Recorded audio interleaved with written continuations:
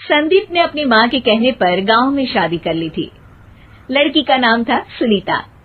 माँ का कहना था एकदम मॉडर्न बहू नहीं होनी चाहिए, लेकिन उन्हें नहीं पता था कि गांव से आने वाली बहू सुंदर सुशील तो होगी और उसको गांव से बाहर भी निकाल लाएंगे, लेकिन उसके अंदर का गांव कैसे बाहर निकलेगा। शादी के कुछ दिन बाद, माँ टिफिन तो देना जरा। बेटा अब तो स्कूल नहीं ऑफिस जाता है, माँ से नहीं अपनी बीवी से टिफिन मांगा कर। ओके माँ। सुनीता टिफिन ले आओ। 1 किलो टिफिन, इसके अंदर पिस्ता डाल दिया है। पिस्ता? पिस्ता क्यों? सास जी ने बोला था ना कि आपको पिस्ता बहुत पसंद है। ओहो, मैंने पिस्ता नहीं पास्ता बोला था, पास्ता। पास्ता? कहीं होता है पास्ता? अरे बेटी तू रहने दे, मैं बना दूंगी। अच्छा किया कि पाव भाजी बनाने का नहीं बोला, वरना किसी के पाव बना देती है। सुनीता को बुरा लगता है, लेकिन उसकी नादान हरकतें कम नहीं होती। ऐसे ही एक दिन, अरे तुमने ये क्या लगाया है? अरे आप वो फूस फूस करके लगाते हैं ना, वही। डियो? का दियो? किसको दियो? अरे वही ना जिससे खुशबू आती है। हाँ सही पकड़े हैं। अच्छा लेकर तो आना। कौन सा डियो लगाया तुमने? अभी लेकर आते हैं जी। संदीप की बात मानकर सुनीता अंदर से खुशबू वाला फुसफुस लेकर आती है। ओएमजी! ओएमजी मतलब ओ माय गणेश ना। अरे ओएमजी छोड़ो, और ये खुशबू वाला फुसफुस की बात कर रही थी तुम? हाँ इसी की, फिर से सही पकड़े हैं। अरे देवी, लेकिन आप सही नहीं पकड़े हैं, ये डियो नहीं है। डियो नहीं है तो क्या लियो है? अरे ये रूम फ्रेशनर है, जिसको कमरे में छिड़कते हैं, खुद पर नहीं। कोई बात नहीं, माँ कहती थी आत्मा किराएदार है, शरीर एक किराए का कर्म। हम शरीर पे ये डाल लिए तो क्या फर्क पड़ जाएगा। अरे बहू, ओ बहू, मेरे लिए फल तो ले आ, फिर मैं बाजार जाऊंगी। सुनीता अपनी सास के लिए फल लेकर आती है।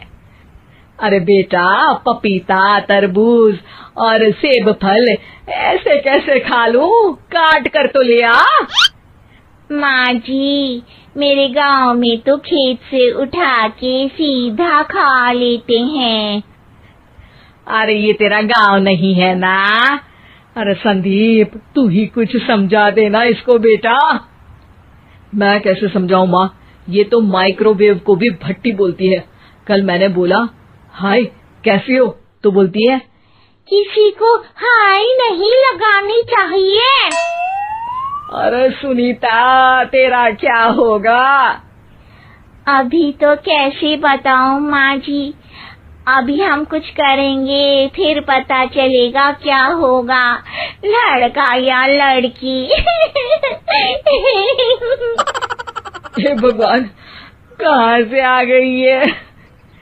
रामपुर से जी, आप ही तो लेकर आए थे मुझे। अरे मुझे माफ कर दो। पहले कोई गलती तो करिए जी, आपकी तो सारी गलती माफ कर देंगे हम। हाँ अरे बहू, मेरी बात सुन। फल यानी कि फ्रूट जब भी लाए ना तो काट कर लाना, ठीक है? जी ठीक है माँ जी, फल यानी फ्रूट यानी काट के लाऊंगी। सुनीता रोज ही कोई ऐसी हरकत कर देती जिसकी वजह से उसे घर में 2 बातें सुननी पड़ती। एक दिन, माँ मेरे बॉस घर पर आने वाले हैं शाम को, उनका बर्थडे है, फैमिली साथ नहीं रहती उनके, तो यही पार्टी कर लेंगे। उनको अच्छा लगा तो शायद मेरा प्रमोशन भी हो जाएगा। मैं ना फ्रूट केक लाकर फ्रिज में रख दूंगी और तेरे साथ आज खाना मैं बनाऊंगी, ताकि जब साहब आए तो खाने में कोई गड़बड़ ना हो।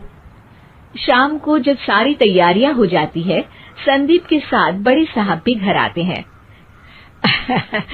फ्रूट केक तो ले आना बहू, फिर खाना खाएंगे। अरे इस सब की क्या जरूरत थी, आपने बुलाया वही काफी है। सर, आपका परिवार शहर में नहीं है तो हम ही आपके परिवार जैसे हैं सर। इतने में ही सुनीता फ्रूट केक लेकर आती है और बड़े साहब की टेबल पर रख देती है, और जैसे ही केक के ऊपर का बॉक्स हटाती है, ओह, ये क्या है? केक तो कटा हुआ है। मैं तो ऐसा नहीं लाई थी। आप मुझे शाबाशी दे सकती है माँ जी, मैंने ही केक काट दिया। आपने कहा था ना, फल यानी फ्रूट यानी हमेशा काट के लाना, तो फ्रूट केक भी तो फ्रूट ही है ना, तो मैंने पहले ही काट लिया। हूँ ना मैं समझदार। अरे बहू, ये क्या किया? केक हमेशा वही काटता है जिसका जन्मदिन होता है। तुझे एक बात भी समझ नहीं आती, एक नंबर की बेवकूफ है। पूरा माहौल बिगड़ चुका था। संदीप को लगने लगा था कि साहब उसे प्रमोशन तो दूर की बात है, कहीं डिमोशन ना दे दे, लेकिन साहब बीच में ही बोल पड़ते हैं। अरे कोई बात नहीं, ये इनकी बेवकूफी नहीं है, इनका भोलापन है। बेटा आप कहाँ से हो? रामपुर गांव से। अरे वाह, गांव से? फिर तो आपके गांव में ताजे फल और सब्जियां मिलते होंगे। हाँ, सही पकड़े हैं। हम तो काटते भी नहीं, सीधा खा लेते हैं। मैं ना एक बार तुम्हारे गांव घूमने जरूर चलूंगा। क्यों संदीप, ले चलोगे ना? मुझे गांव घूमना बहुत पसंद है।